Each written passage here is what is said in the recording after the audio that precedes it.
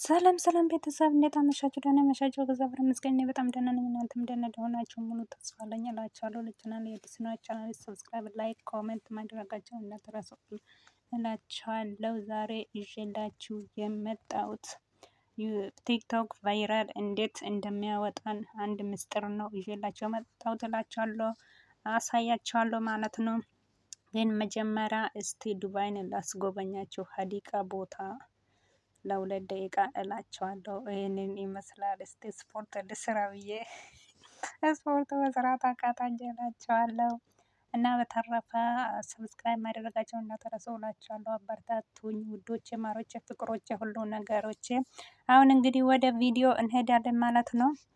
የለቀቅነው ቪዲዮ ቫይራል ለማውጣት አንድ የምናስተካክለው ነገር አለ ማለት ነው። እሱም ወደ ቲክቶክ እንገባለን ማለት ነው። ወደ ቲክቶክ ከገባን በኋላ ፕሮፋይላችን እነካለን ማለት ነው። ፕሮፋይላችን ስንነካ አንድ ቪዲዮ እንመርጣለን ማለት ነው።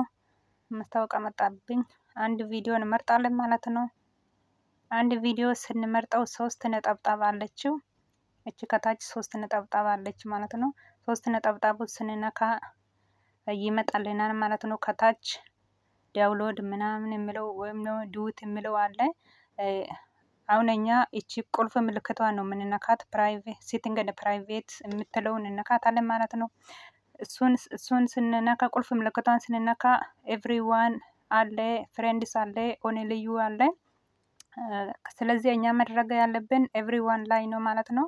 ኤቭሪዋን ላይ ስናደርገው ቪዲዮአችንን በጣም ቫይራል ያወጣል፣ ሁሉም ሰው ጋር ያደርሳል ማለት ነው። ትንሽም ትልቁም ጋር ያደርሳል።